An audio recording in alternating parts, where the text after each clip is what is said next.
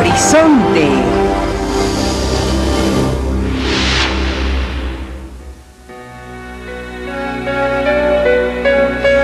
En Gran Bretaña sabemos que podemos estar enfrentándonos a una epidemia humana de la enfermedad de las vacas locas.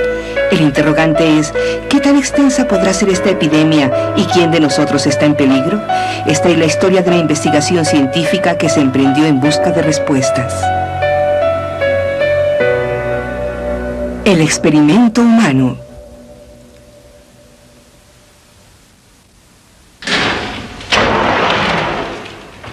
Mucho antes de aparecer la encefalopatía espongiforme bovina, la forma humana de la enfermedad era bien conocida, la enfermedad Creutzfeldt-Jakob.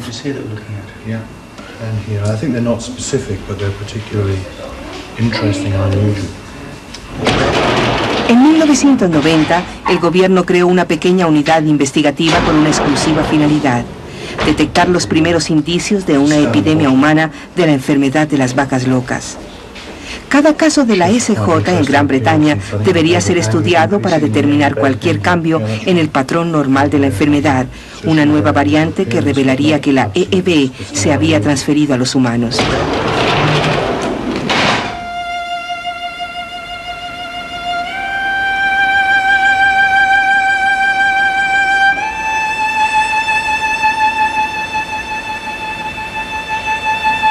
Un miembro del equipo tenía la tarea de examinar el cerebro de toda persona que en Gran Bretaña muriera de SJ para detectar cualquier indicio de algo inusual. Pero una necropsia de este tipo es diferente a cualquier otra en la práctica de un neuropatólogo.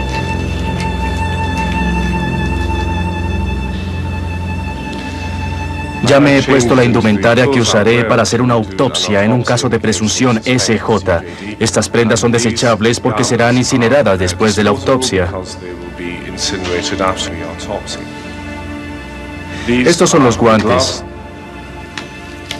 Sobre ellos hay una pieza de cota de malla flexible que permite que mi mano esté protegida contra heridas durante la autopsia.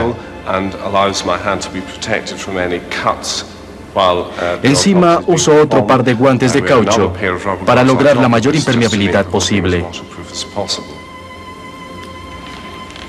Esta es la careta que me colocaré.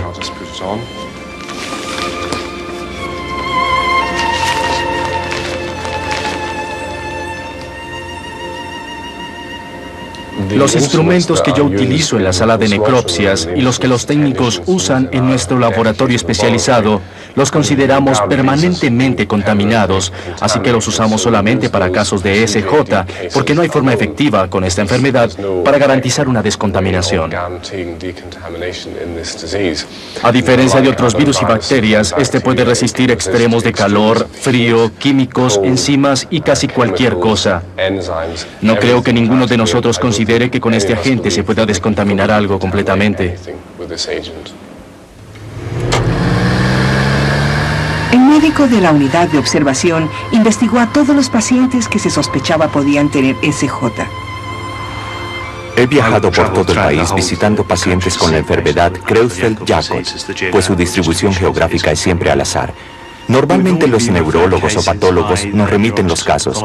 Nosotros preguntamos si la familia conoce el diagnóstico. Si esto es así y los familiares desean vernos, visitamos al paciente generalmente en unos pocos días, una semana más o menos.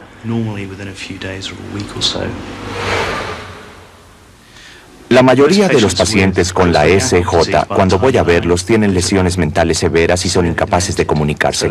Generalmente están en cama, mudos, inmóviles, y sus extremidades tienen movimientos convulsivos, lo que se llama miacronis. No es extraño que estén ciegos. Y aunque no pueden ver, su cerebro produce alucinaciones que los pueden atemorizar enormemente.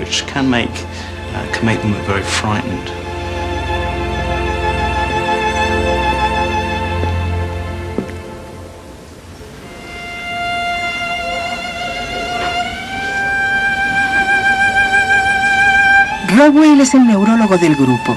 En el desarrollo de su profesión había visto cientos de casos de SJ, pero ahora estaba buscando un cambio en el patrón normal de la enfermedad, porque los primeros indicios de una epidemia de EEV en humanos surgirán como una nueva variante de la SJ. Lo que sabemos de la SJ es que casi siempre afecta a personas entre los 50 y los 75 años de edad. Y lo impresionante de esta afección, a diferencia de otras causas de demencia, es que realmente progresa rápidamente. Es una paciente de 81 años.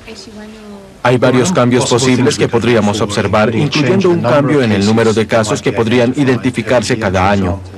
Un cambio en la ocupación para detectar si las personas que estuvieron en contacto con vacas con tejidos con EEV podrían tener mayor riesgo. Y hay que tener en cuenta cualquier variación en la edad de los pacientes o en las demás características clínicas y finalmente investigar la neuropatología para ver si esta ha cambiado. El cerebro es la clave para el diagnóstico de la SJ. Es allí donde el agente infeccioso, la proteína prión, se acumula durante muchos años y eventualmente forma orificios microscópicos que convierten el cerebro en esponja.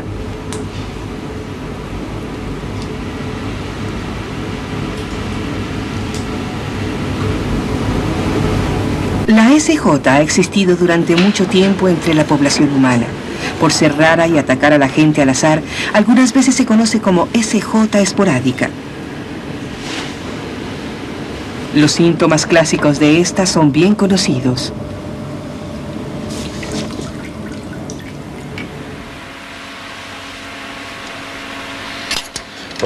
En la forma típica de SJ en pacientes de edad avanzada, al microscopio observamos la aparición de orificios que parecen una esponja. Están acompañados de acumulaciones de proteína prión que se ven como protuberancias o depósitos.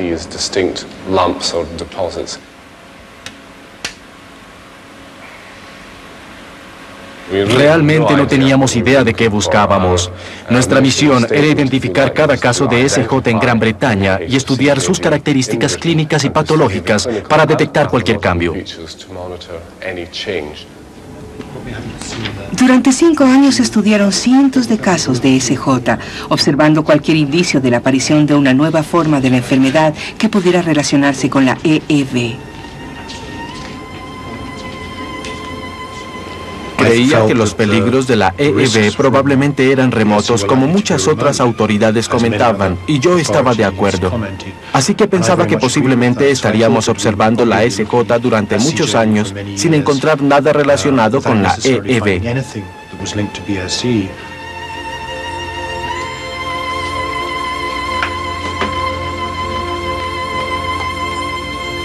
Creía que era muy improbable que el patrón de la SJ cambiara debido a la epidemia de EEV.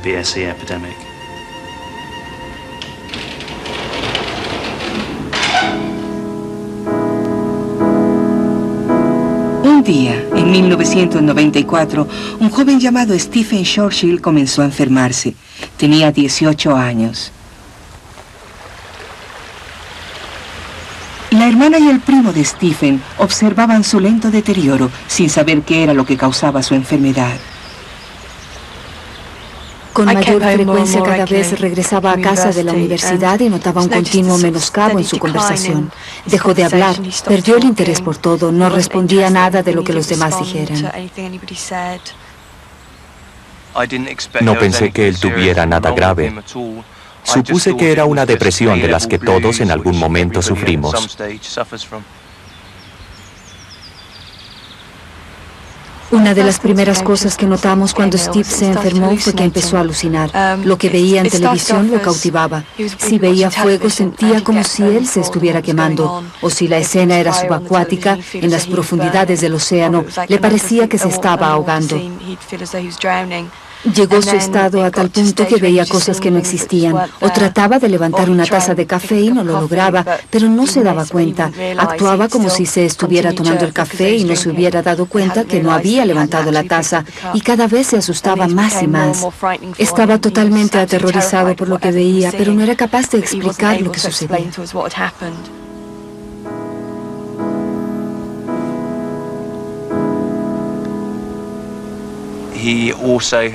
Además, sus movimientos eran temblorosos. e intentaba pararse y caminar.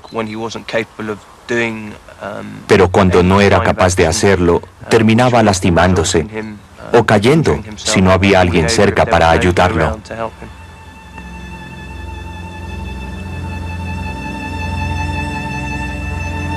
La siguiente vez que vi a Steve fue en febrero de 1995, cuando estaba hospitalizado.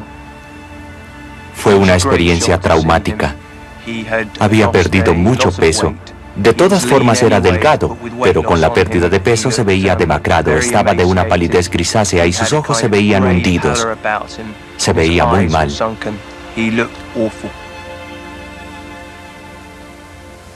En las anotaciones del hospital vimos SJ y una interrogación al lado. Fue el primer indicio de que tal vez tenían alguna idea de lo que le pasaba. No sabíamos nada sobre la enfermedad. Estudio odontología en Cardiff y tengo ciertos conocimientos médicos. Fui a la biblioteca y comencé a investigar todo lo que pude. Averigüé que era una enfermedad muy extraña, posiblemente relacionada con la EEB, pero también que solamente se presentaba después de los 50 años y aunque muchos de los síntomas parecían coincidir, la edad no.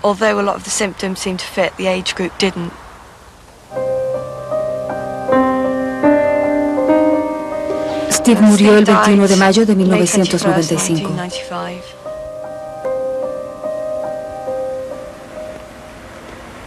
En junio de 1995 nos enteramos de un joven paciente con SJ. Un adolescente con SJ. Claramente esto era inusitado y luego unos meses más tarde supimos de otro caso, de otro adolescente. Esto ya era excepcional.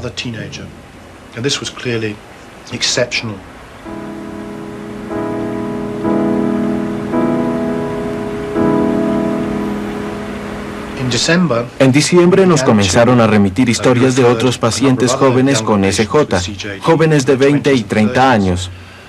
Y en los primeros meses de este año, en enero y febrero, identificamos 8 casos de SJ en gente joven con presentaciones clínicas atípicas. No mostraban el aspecto típico que aparece en los registros cerebrales de los pacientes con enfermedad Creutzfeldt-Jakob esporádica. Esto es un registro cerebral de un paciente con SJ esporádica y muestra los rasgos clásicos relacionados con esta afección. Estas ondas bruscas se presentan en todo el trazado provenientes de las distintas zonas del cerebro y ocurren en forma regular, generalmente 1 o 2 veces cada segundo. Sin embargo, en los nuevos pacientes, ninguno tenía ese aspecto clásico. Lo que veíamos era solamente ondas lentas.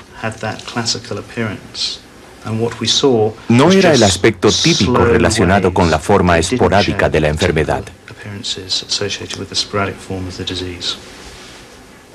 La primera vez que vi la nueva variante de la SJ fue en una biopsia cerebral de un paciente joven. Puedo recordar mi desconcierto ante los cambios. Todo lo que había visto anteriormente era tan diferente, aún en este pequeñísimo pedazo de tejido.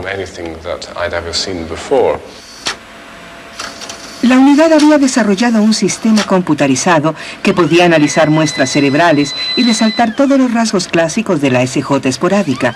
La proliferación de orificios microscópicos y las pequeñas placas o protuberancias de proteína prion que se acumulan en el cerebro se destacan en rojo. Cuando iniciamos el proyecto, pensábamos que tal vez los cambios serían bastante sutiles. Sin embargo, cuando se presentaron los primeros casos variantes, los cambios fueron tan sorprendentes, aún en la etapa inicial de investigación, que quedamos abrumados por las diferencias.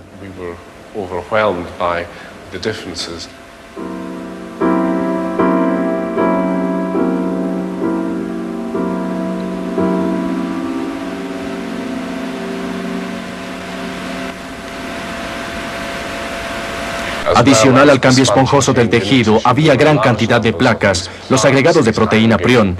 Pero no solo era el número de placas. Tenían una forma particular, eran grandes, ovaladas y estaban rodeadas por un anillo o halo de cambio esponjiforme. Nunca antes había visto algo parecido.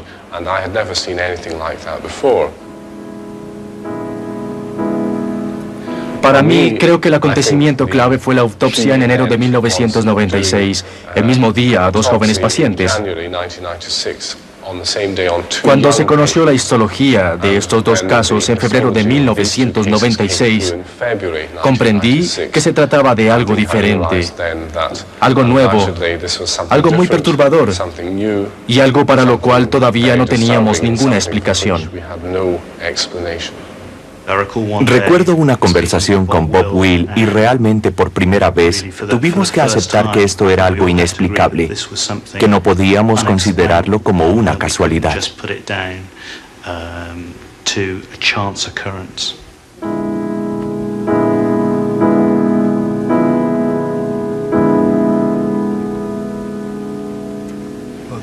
El tiempo en el que se presentaron estos casos puede tener alguna importancia, su relación con el periodo de incubación. Si la población de Gran Bretaña fue expuesta al agente de la EEV a mediados de los años 80, no sería inesperado que hubiera alguna relación con el hecho de que los casos comenzaran a presentarse a mediados de los años 90.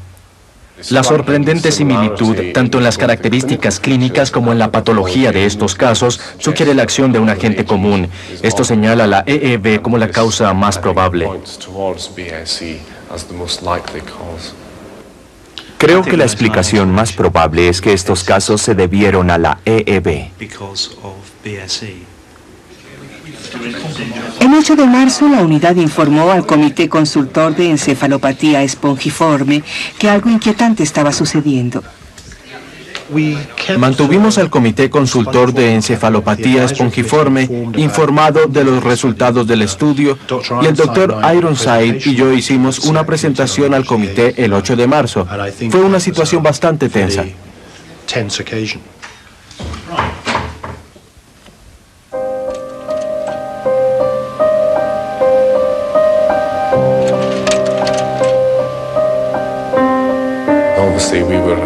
Obviamente, éramos conscientes de las graves implicaciones potenciales de nuestras averiguaciones.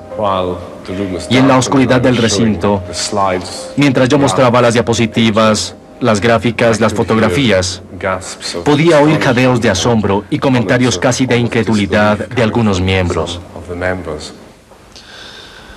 Recuerdo esa reunión del comité claramente.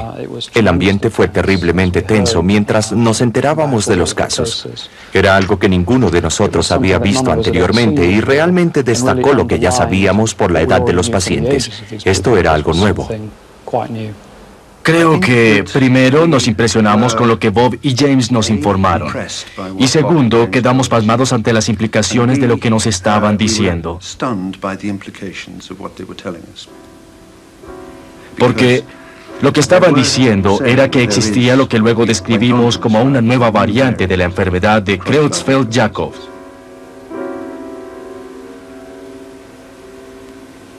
No podíamos dejar de pensar en el hecho de que estaba sucediendo algo nuevo en la población humana a mediados de los años 90, aproximadamente de 8 a 10 después de que una nueva epidemia, la EEV, afectó al ganado.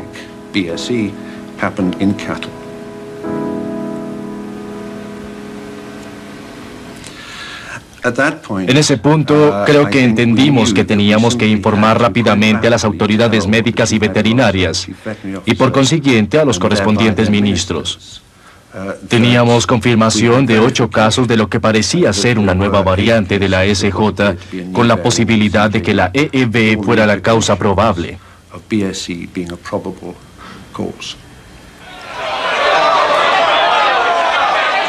Con su venia, señora Presidente, quisiera rendir un informe sobre las últimas recomendaciones que el gobierno ha recibido del Comité Consultor de Encefalopatía Espongiforme. No hay comprobación científica de que la EEV pueda ser transmitida por el ganado al hombre, pero el comité ha concluido que en este momento la más probable explicación es que estos casos estén ligados a la exposición a la EEV antes de la introducción de la proscripción de menudencias bovinas en 1989. Estaba en mi casa almorzando un día y me costó trabajo entender, pero realmente había alguien en la televisión diciéndome que mi hermano había muerto por algo que había comido y me sentí tan alterada, tan frustrada. Todo fue tan repentino. Nadie nos había advertido que se fuera a decir algo por televisión y ahí estaba un miembro del Parlamento diciendo que Steve había muerto por comer carne.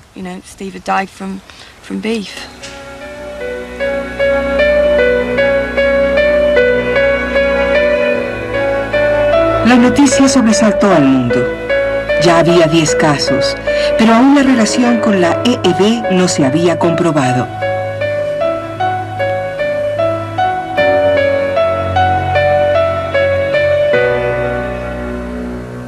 Ahora se trata de comprobar si la nueva variante de la SJ es causada por la EEB. Parece la explicación más probable, pero necesitamos evidencia directa. El profesor Collins pudo suministrar esa evidencia. Al ser analizadas químicamente en unas muestras cerebrales de la nueva variante de la SJ, se encontró una estructura molecular idéntica de la EEB. Esto es casi una comprobación. Pero la certeza de que estas personas sí murieron de EED no nos indica cuántas más están incubando la enfermedad actualmente, ni qué tan extensa puede llegar a ser la epidemia humana. Solo se pueden formular hipótesis.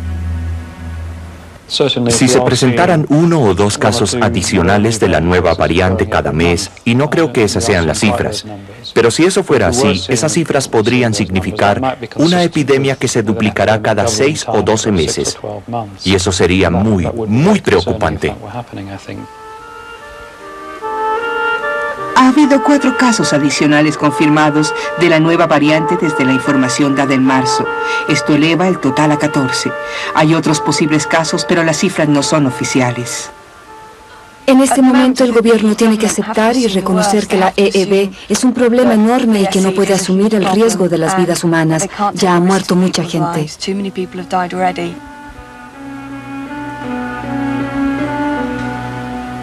Una de las preguntas que debemos hacernos es la siguiente.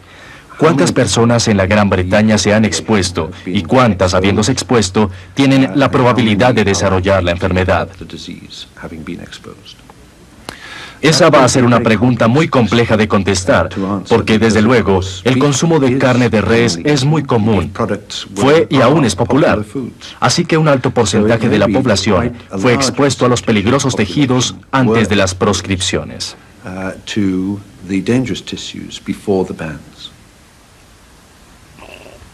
Es difícil predecir el tamaño de una epidemia en sus etapas iniciales. Por ejemplo, en el primer año de aparición de la EED, solo se enfermaron 10 vacas y nadie esperaba las enormes cifras posteriores. La mayoría de la información que nos permitía predecir una epidemia humana sencillamente no existe, pero los científicos sí conocen las preguntas que urgentemente requieren respuestas para poder calcular cuántos de nosotros somos susceptibles a la EED. El interrogante es, ¿cuáles son los factores de riesgo? ¿Hay algo que nos permita predecir si es una persona específica, un individuo específico, quien desarrollará la enfermedad, la nueva enfermedad una vez expuesto al agente infeccioso? Esta es una pregunta muy importante.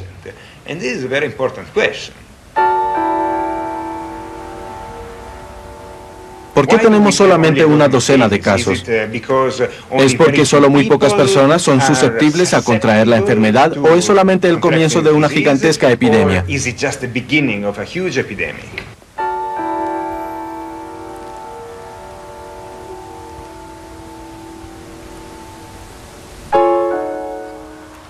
Me pregunto por qué Steve contrajo la SJ y yo no. Aún vivíamos juntos cuando él se infectó. Comíamos los mismos alimentos. Tal vez se contagió en el colegio, pero uno se pregunta ¿por qué? ¿Por qué Steve y no alguien más? ¿Y por qué no yo? Lo probable es que cuando Steve comió lo que fuera que lo infectó, yo estuviera también allí y muy posiblemente comí la misma cosa. Uno de los principales interrogantes que ahora debemos enfrentar es por qué solamente este pequeño grupo de pacientes ha desarrollado la enfermedad. Si se cree que esto es EEB, entonces potencialmente millones de nosotros en Gran Bretaña hemos estado expuestos a la gente en la cadena alimenticia. Así que, ¿qué es lo diferente que tienen estas personas que de alguna forma les permitió desarrollar la enfermedad?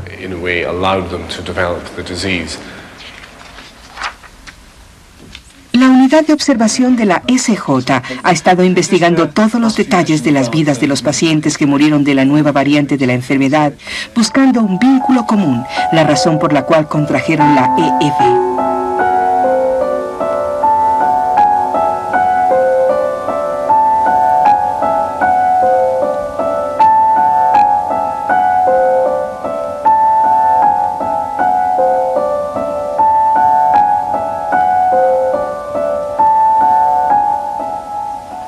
Nos visitaron con un cuestionario y nos preguntaron acerca de nuestro estilo de vida, nuestros hábitos alimenticios, a dónde habíamos ido de vacaciones.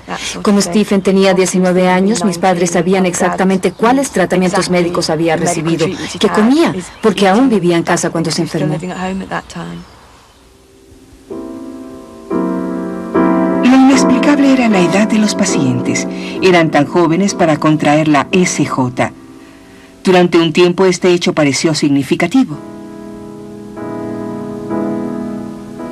Creo que la distribución de casos por edades está aún por explicar. Si llegamos a tener más casos de este tipo de SJ, es probable que veamos casos en pacientes de diferentes edades. Esto está comenzando a suceder. Una víctima reciente tenía 51 años. Los científicos ahora creen que todas las edades pueden tener riesgo.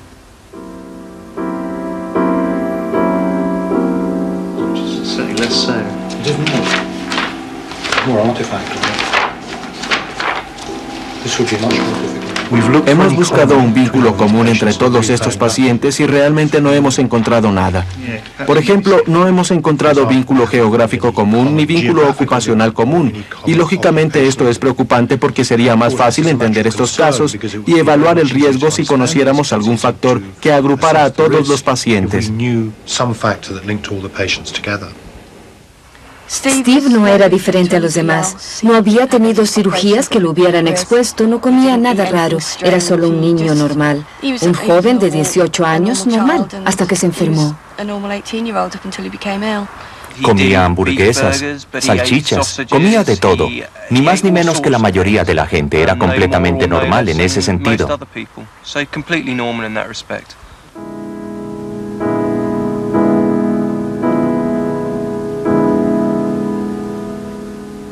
Es posible que estas personas hubieran sido especialmente desafortunadas si hubieran ingerido algunos alimentos fuertemente contaminados con EEB.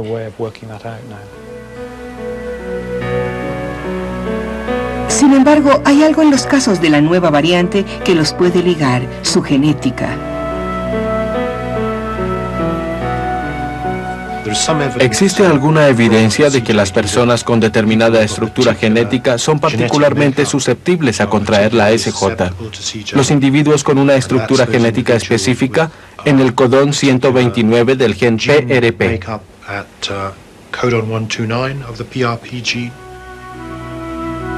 Todos heredamos 2 copias del gen que controla nuestra respuesta a las enfermedades prion, una de nuestra madre y una de nuestro padre. En un sitio determinado de este gen podemos heredar el aminoácido metianina o el aminoácido valina. Si heredamos una metianina y una valina de cada progenitor, parece que estaremos ampliamente protegidos contra las enfermedades prion. Si heredamos 2 valinas, somos más vulnerables.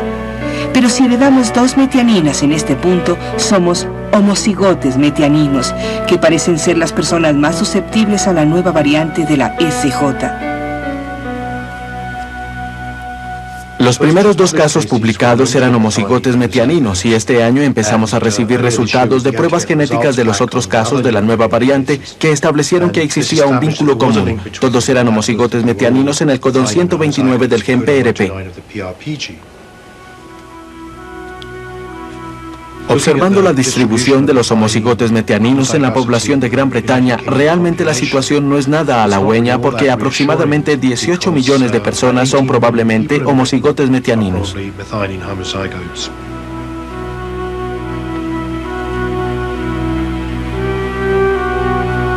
No tendría objeto analizar la población de Gran Bretaña en este sentido, porque aún no entendemos claramente si nuestra genética puede, efectivamente, protegernos o sencillamente demorar el inicio de la enfermedad.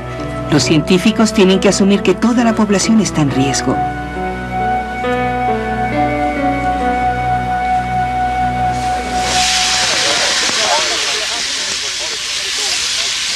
Para saber cuántos de nosotros podríamos actualmente estar incubando la EEB, necesitamos saber qué cantidad de EEB ingresó a la cadena alimenticia humana a través de los años.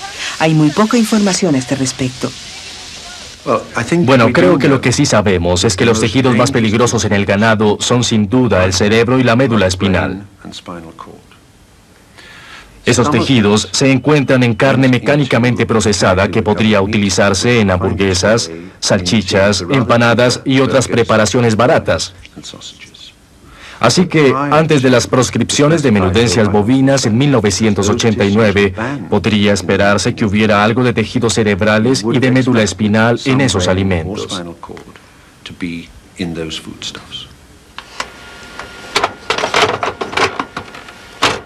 ¿Pero qué tanto? Un punto de partida es establecer cuántas vacas contrajeron EEV. La cifra oficial es de 160.000. Pero solamente se conoció la verdadera dimensión de la epidemia de EEV por medio del trabajo de un equipo de epidemiólogos de Oxford.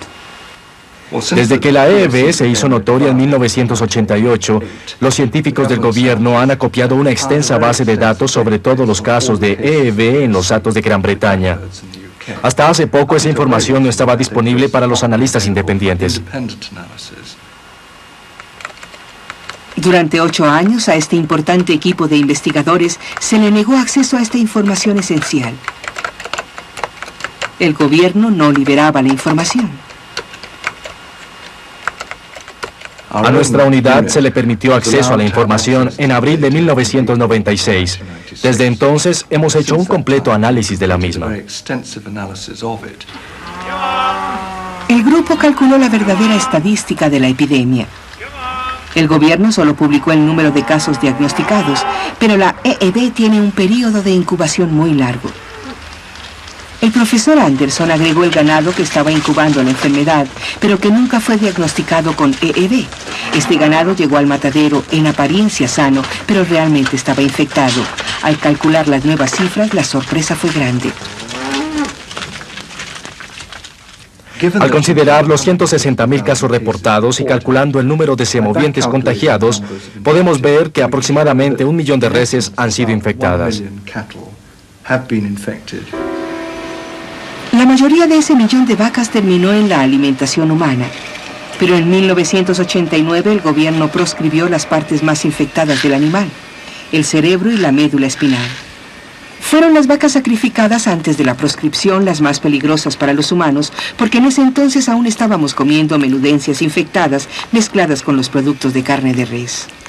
Antes de la proscripción de menudencias en 1989, cerca de 500.000 animales infectados entraron en la cadena alimenticia humana.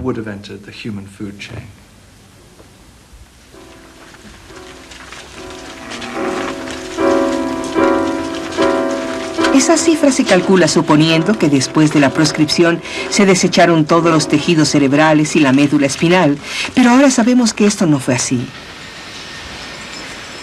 Recientemente se descubrió que la proscripción de menudencias no fue debidamente ejecutada por algunos mataderos y que hasta finales de 1995 aún llegaba tejido infectado a la alimentación humana. Siempre habíamos supuesto que la proscripción se estaba cumpliendo a cabalidad. Con esa información nos alarmamos y creo que la frase que usamos fue que estábamos profundamente preocupados. Quiero decir, la exclusión de los tejidos que se sabía o sospechaba podían contener el agente transmisible de la EEV siempre fue como el pilar central de la protección de la salud pública. Si no se estaba excluyendo debidamente, había un grave problema.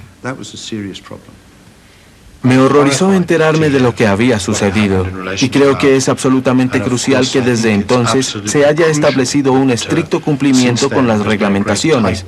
Pienso que esto es definitivamente importante.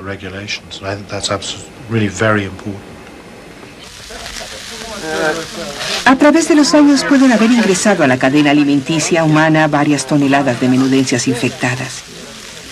Sería imposible calcular cuántas hamburguesas, salchichas, empanadas y pastelillos comimos, pero cualquier persona que comiera estos productos tiene la probabilidad de haber estado expuesta a la gente.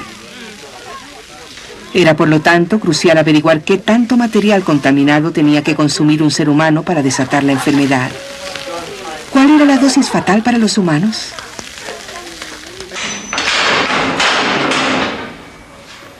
El Ministerio de Agricultura ha enfocado su investigación hacia asuntos de salud animal, pero sus experimentos han revelado qué tan infecciosa es realmente la EEV. Un estudio que se inició en 1992 y que costó 1 millón de libras esterlinas ha establecido la dosis fatal mínima para las vacas. Se dieron diferentes dosis de EEV a un rebaño de reses de prueba.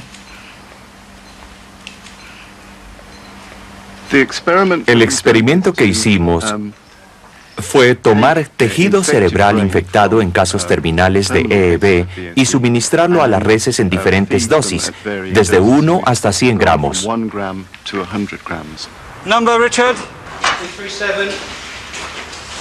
Cada 6 semanas se examinaban las reses para detectar síntomas de EEV. Timidez, temor, ansiedad.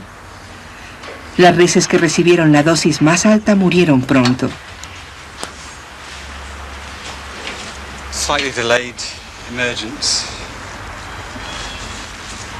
Los científicos esperaron para determinar cuál sería la dosis más pequeña que pudiera matar una vaca.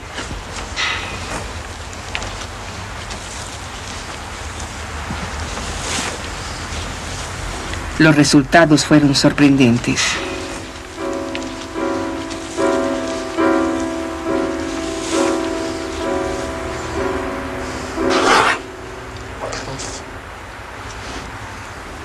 En nuestro estudio, un solo gramo, la cuarta parte de una cucharita dulcera, parece poder infectar a una ternera. La cuarta parte de una cucharita dulcera de material contaminado de EEV suministrada una vez en la vida de una vaca puede matarla. Sin embargo, esto no nos dice mucho acerca de la dosis fatal para un humano, porque sabemos que generalmente se requiere una dosis más alta para pasar una infección de una especie a otra que dentro de la misma especie.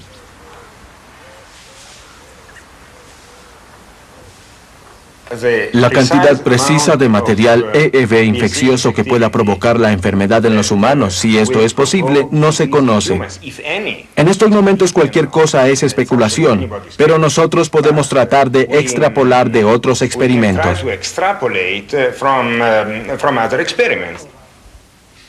El trabajo con primates puede proporcionar una pista.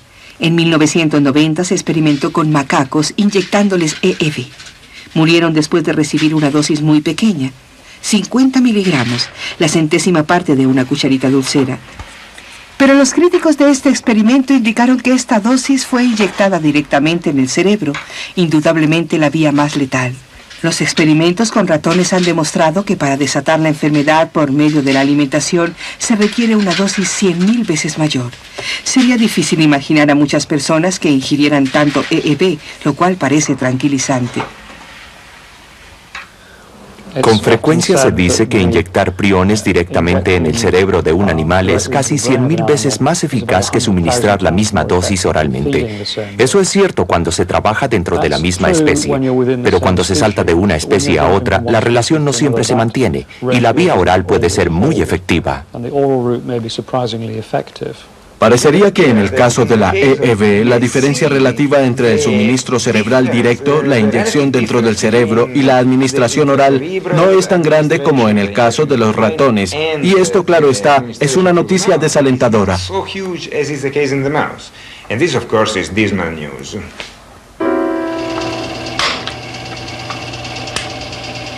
La siguiente pregunta que preocupaba a los científicos era si cantidades aparentemente insignificantes de EEV podían acumularse en nuestros cuerpos hasta llegar al nivel fatal.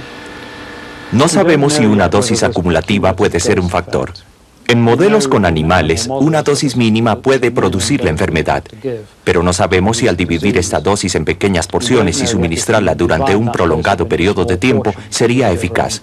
Este es un aspecto importante en relación con la EEV en humanos. Puede ser que se requiera una considerable exposición a la EEV durante un corto periodo de tiempo para contraer la enfermedad. Puede ser que pequeñas cantidades a través de los años se acumulen y produzcan la enfermedad. No sabemos la respuesta a esa pregunta. Es probable que exista otro elemento acumulativo, porque el agente infeccioso en sí es tan persistente en el organismo. Puede permanecer en él por largo tiempo, y es factible que se acumule. Infortunadamente aún no existen datos relacionados con esa pregunta, pero obviamente sí se cree que pueda haber existido contaminación en los alimentos, contaminación repetida de pequeñas cantidades de priones de EEV. Este asunto es prioritario, algo que debe investigarse urgentemente.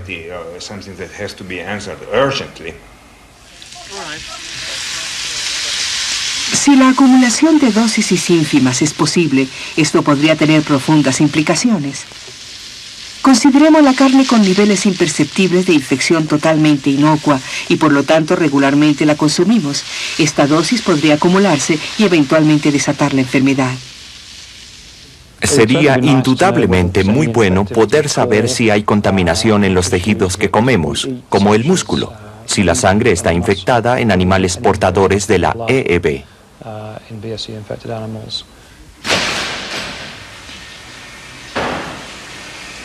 Infortunadamente, los experimentos del gobierno no pueden detectar bajos niveles de contaminación. En 1988, los científicos gubernamentales trataron de averiguar cuáles partes de la vaca eran infecciosas. La única forma de hacerlo fue tomar muestras de cada tejido y órgano de la vaca muerta, licuarlas e inyectar ratones. Los ratones inyectados con muestras de cerebro y médula espinal sucumbieron ante la EEV muy rápidamente, comprobando que estas eran las partes más infecciosas que consecuentemente se proscribieron. Pero los ratones inyectados con músculo, sangre, hígado y riñones ni siquiera se enfermaron. Estas carnes fueron consideradas aptas para consumo humano.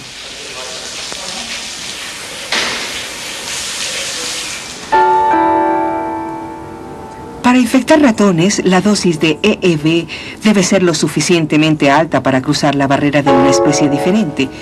Así que si había parte de la res con niveles de EEV demasiado bajos para cruzar esta barrera, no se detectaron. Si estas pruebas se hubieran hecho en vacas en vez de ratones, no hubiera existido la barrera de las especies. Aún cantidades diminutas de EEV desatan la enfermedad en las vacas. Por lo tanto, las pruebas con ganado son la forma más eficaz de detectar niveles bajos de EEV en la carne. Este tipo de pruebas nunca se hizo. Hubieran sido más costosas, pero mucho más precisas. Solo ahora estamos comenzando a entender qué tanto más precisas. Era importante investigar la precisión de la prueba con ratones porque se sabe que con estas enfermedades, en su transmisión de una especie a otra, existe la barrera de las especies. En las pruebas que ahora se están haciendo, los tejidos se inoculan tanto a reses como a ratones. Aún no tenemos resultados completos, pero ya sabemos que el ganado es más sensible que los ratones, con una diferencia de por lo menos 1000 veces. Así que se necesita 1000 veces más cantidad de EEV para matar un ratón que para matar una vaca. Hemos podido estar ingiriendo en algunas carnes diminutas dosis de EEV que no se detectaron en las pruebas con ratones. La única forma de poder asegurar que no haya contaminación en estos otros tejidos es estudiarlos en terneras, porque puede haber niveles de infección que sencillamente no podemos detectar en ratones. Pero lo que sí podemos decir del experimento con ratones es que si hay material infeccioso, por ejemplo en los músculos o leche, es mucho, pero mucho menos que en el cerebro o médula espinal, por lo menos 1.000.000 de veces menos. Lo que estamos pensando hacer ahora es solicitar experimentos de transmisión adicionales de ganado a ganado, porque esa es la forma más precisa de detectar el agente de la EEV. A la fecha, solo algunos pocos se han llevado a cabo.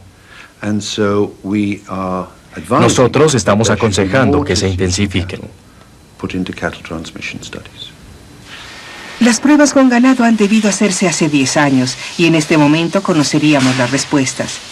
Si se inician ahora, tendremos que esperar años para tener resultados.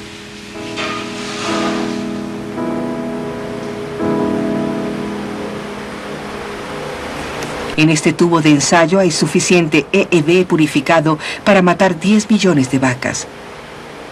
Su componente principal es una proteína, la misteriosa e impredecible prión.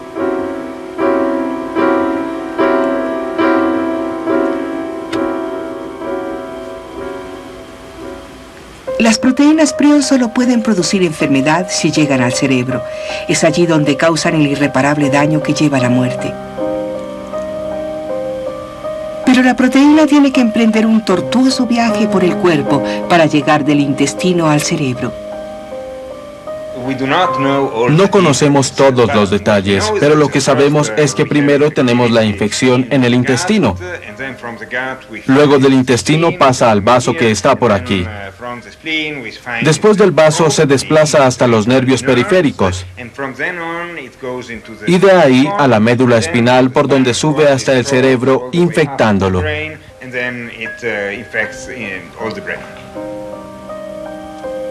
Hay muchos obstáculos en este camino por entre el cuerpo, así que cada vez que se ingiere comida infectada, existe la posibilidad de que la proteína prion no pueda completar su viaje.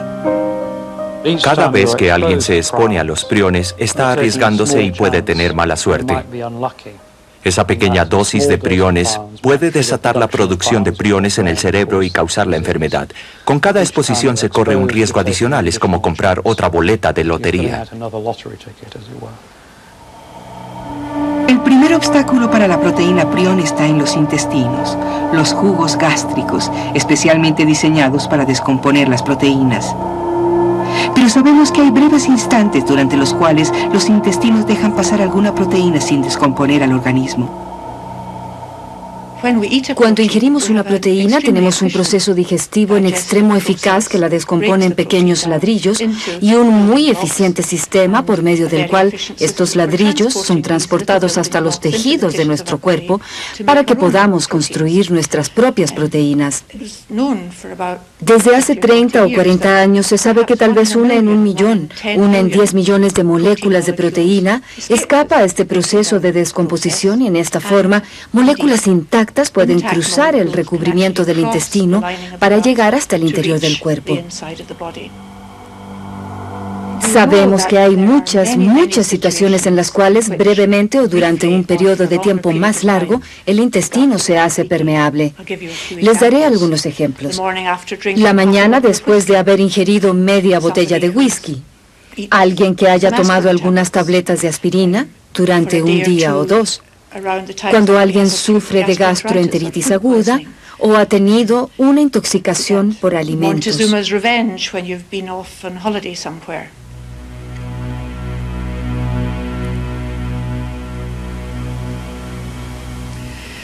Sin embargo, lo que es especialmente interesante en relación con las enfermedades causadas por la proteína prion es la otra ruta por la cual entran las proteínas al cuerpo. A lo largo del intestino hay unos pequeños nódulos llamados nódulos de Peyer. Son parte del sistema inmunológico. Para detectar el material que hay en el intestino, los nódulos de Peyer han desarrollado un recubrimiento muy especial. Una capa de pequeñas células especializadas en transferir material del intestino al tejido. Así, los virus, las bacterias, aquellos agentes que el sistema inmune debe detectar pasan por entre este recubrimiento especial a los nódulos de Peyer.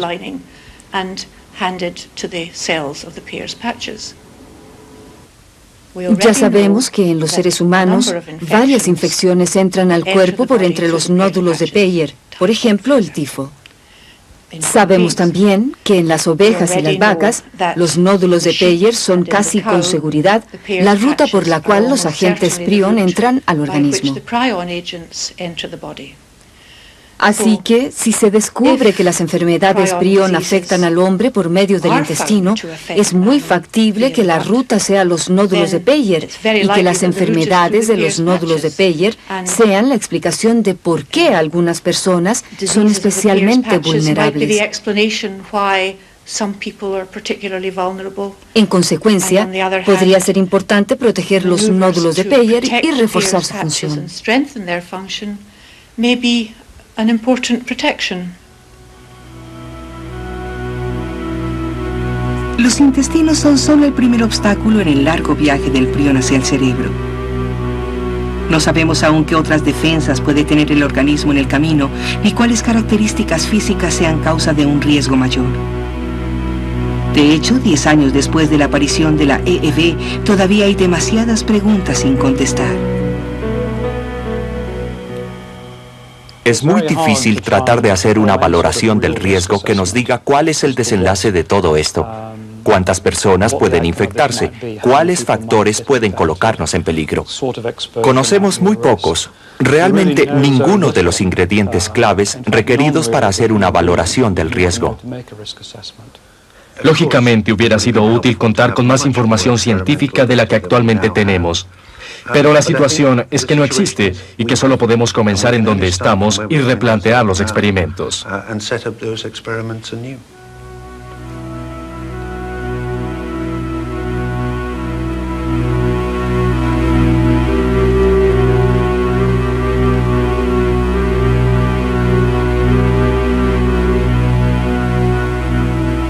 Pienso que la investigación científica se ha retrasado mucho. Pasaron años y años antes de que realmente se iniciara en forma, y siendo el desarrollo de la enfermedad tan lento, la investigación es demorada. Tendremos respuestas tal vez en 5 años, pero para entonces el daño estará hecho. El trabajo de investigación ha debido hacerse hace mucho tiempo.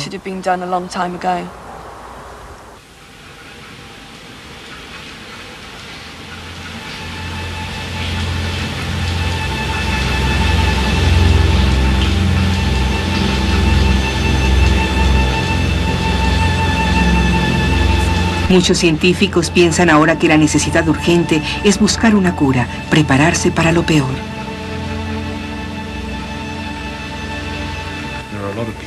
Hay muchas personas que están interesadas en tratar de encontrar alguna cura o tratamiento que pueda prevenir el desarrollo o progreso de la enfermedad. Creo que este es un tema muy importante.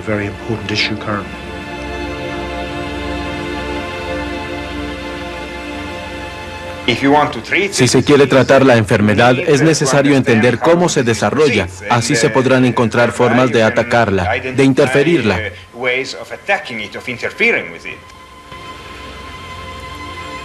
Un enfoque sería desarrollar drogas que bloqueen la interacción de las proteínas prion. Esto es algo que estamos investigando activamente. Por la naturaleza de la investigación sobre este tipo de enfermedades, que es muy lenta, estamos en una situación difícil, una complicada carrera contra el tiempo para tener un tratamiento eficaz antes de que surja alguna epidemia.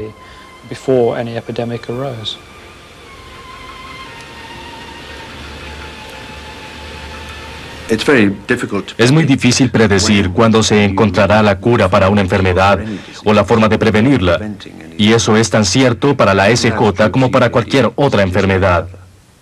Sin embargo, creo que debemos aceptar que estamos muy atrasados en cuanto a nuestro enfoque hacia la modificación de la SJ como enfermedad, y pienso que sería un error decir que es factible llegar a una pronta solución. Creo que es muy poco probable que se desarrolle una cura para la SJ en un futuro cercano, lo cual significa que si el número de pacientes aumenta en Gran Bretaña, no habrá muchas perspectivas de tratamiento para ellos.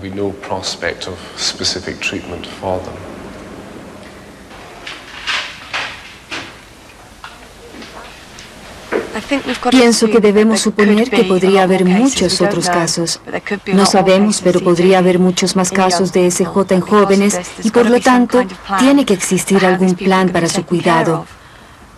Fue muy difícil para nosotros encontrar el sitio adecuado para Stephen. En abril de 1995 comenzamos a buscar un lugar donde pudiera vivir y estuviera bien atendido. Y obviamente esto no existe para un joven de 19 años en sus condiciones. Queríamos que estuviera cerca a sus amigos y finalmente encontramos un excelente lugar, pero era un hogar geriátrico.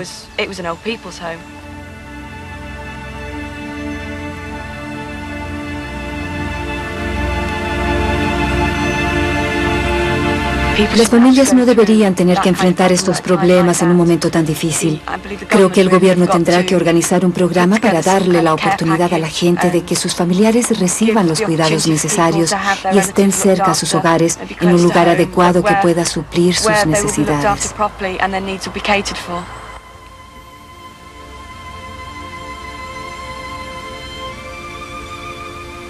No hay ninguna manera de predecir si estas fueron las únicas personas lo suficientemente susceptibles para adquirir la enfermedad, o si son el comienzo de un número mayor de personas que estuvo expuesto y va a desarrollar la nueva variante de la SJ.